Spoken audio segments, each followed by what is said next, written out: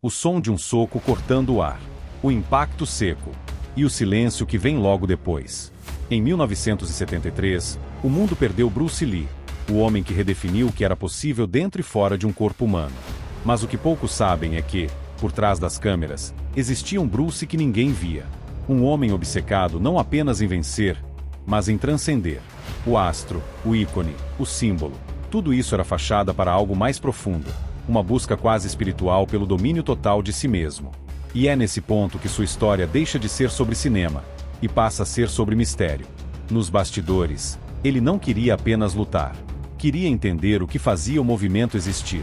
Ele estudava anatomia, filosofia, neurociência e anotava cada detalhe em cadernos rabiscados, como se tentasse decifrar o código do corpo humano. E foi essa obsessão que o levou a enfrentar o que Hollywood mais temia: um homem asiático exigindo protagonismo e liberdade criativa. Naquela época, o cinema americano não estava pronto para Bruce Lee.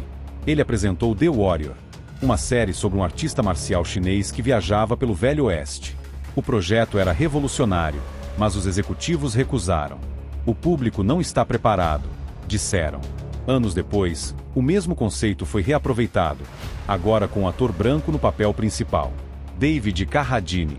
A série se chamava Kung Fu. Bruce escreveu em seu diário: "Roubaram minha ideia, mas não podem roubar quem eu sou." A frase parecia simples, mas era uma declaração de guerra. Foi o ponto de virada.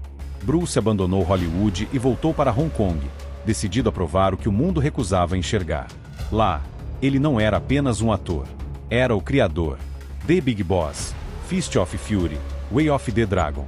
Filmes que ele escreveu, dirigiu, coreografou e protagonizou. Cada movimento milimetricamente calculado, cada golpe com propósito. Mas não eram apenas filmes de luta. Eram declarações. Em cada soco havia um grito político, um gesto de liberdade, uma rejeição ao estereótipo. Pela primeira vez, um homem asiático não era o coadjuvante, o servo ou o alívio cômico. Ele era o poder. E então veio Enter the Dragon. Uma produção entre Hong Kong e Hollywood que finalmente lhe deu o controle total. Cada enquadramento, cada respiração, cada olhar, era Bruce, inteiro. Quando o filme foi lançado, em 1973, ele quebrou fronteiras. Pela primeira vez, o herói de um blockbuster global tinha olhos orientais e uma presença que não podia ser reduzida. Foi o auge. E, ao mesmo tempo, o início de algo estranho. Porque quanto mais sucesso Bruce alcançava, mais solitário ele parecia.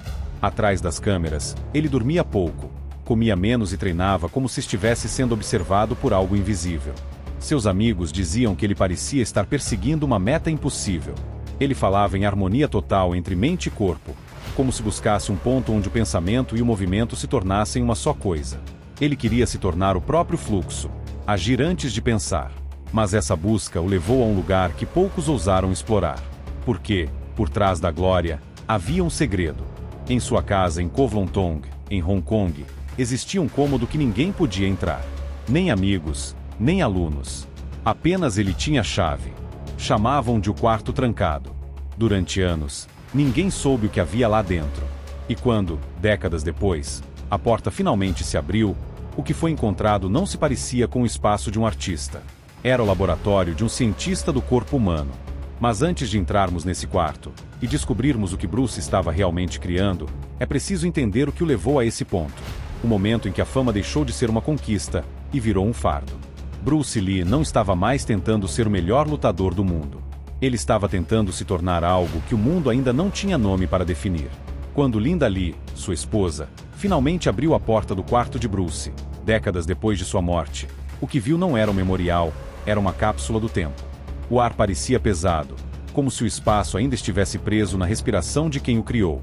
Em cada canto havia anotações, diagramas e objetos que pareciam mais peças de um experimento do que equipamentos de treino.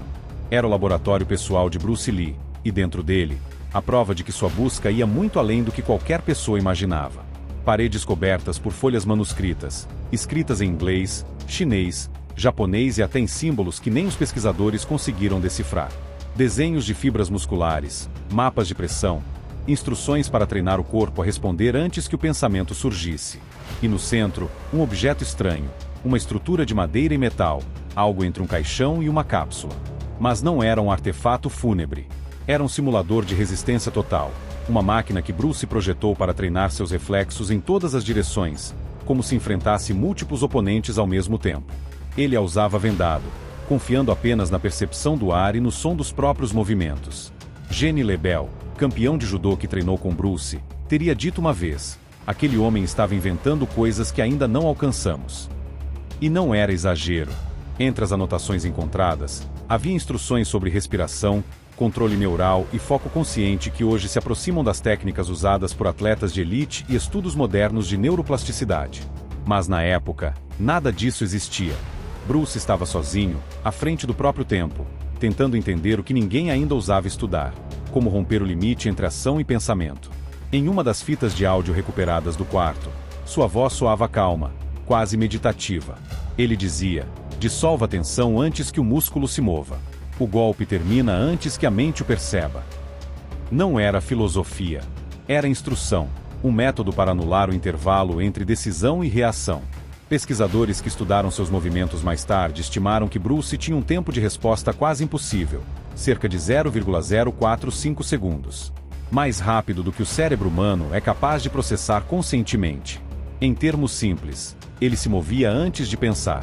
Mas o que ele estava realmente buscando não era a fama, não era a vitória. Era um estado de fusão, onde corpo e mente deixassem de ser coisas separadas. Seus diários mostravam anotações sobre medo, dúvida e fracasso. Bruce escrevia sobre a dificuldade de manter o controle diante da própria evolução. Ele não queria apenas dominar o corpo. Queria libertá-lo. Em seus últimos anos, colegas próximos perceberam algo diferente. Durante os treinos, Bruce parecia menos interessado em golpes e mais em fluidez. Falava sobre não forma, toda forma. Uma frase enigmática que ele repetia com frequência. Acreditava que o corpo ideal era aquele capaz de reagir sem padrão, sem técnica fixa, apenas pela intuição pura. Era o ápice do que chamava de Jeet Kune Do, o caminho do soco interceptador. Mas para alcançar esse nível, Bruce sacrificava tudo: sono, alimentação e até parte da própria saúde. Treinava até desmaiar, anotava sensações e voltava a tentar no dia seguinte.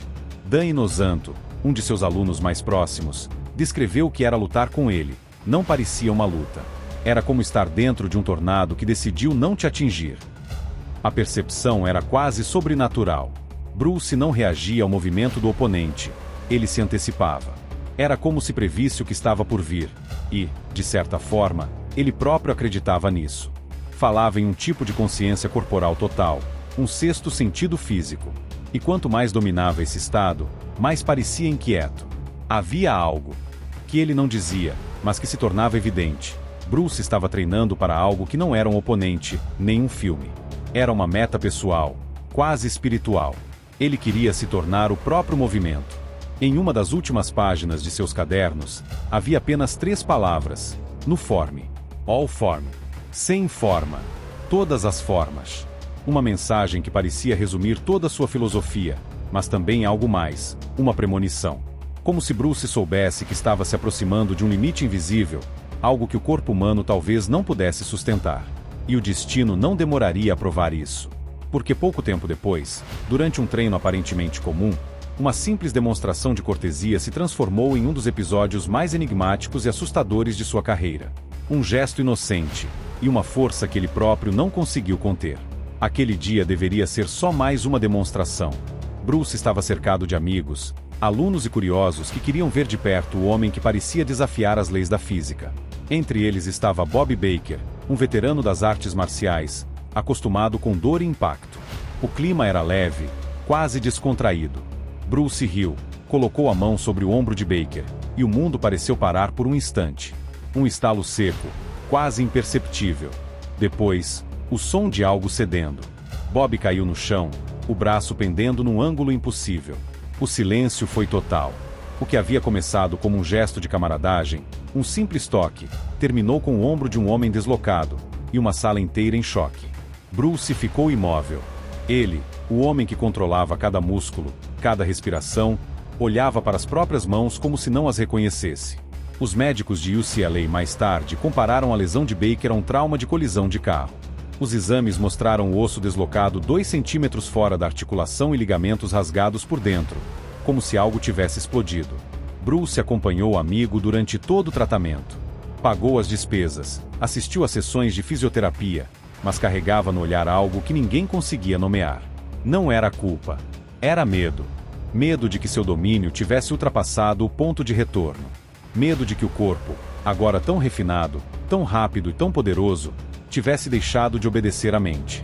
O acidente o mudou. Depois disso, Bruce passou a treinar com cautela quase reverente. Como se cada soco pudesse abrir uma fenda. Como se estivesse lutando não contra um oponente, mas contra o próprio poder. Mas o mundo só via o brilho. As câmeras, os aplausos, o mito crescendo. Ninguém percebia que o homem por trás da lenda começava a se consumir. Ele dormia pouco, perdia peso rapidamente e sofria dores de cabeça intensas, sintomas que ele atribuía ao excesso de trabalho e desidratação.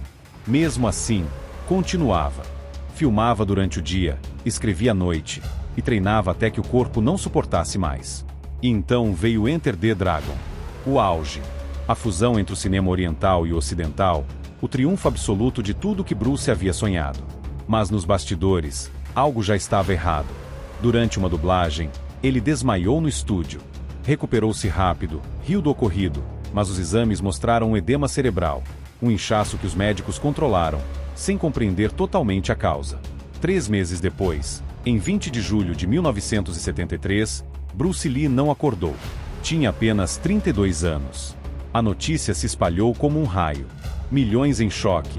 Perguntas sem respostas. As teorias começaram imediatamente. Reação alérgica, aneurisma, colapso físico, até envenenamento.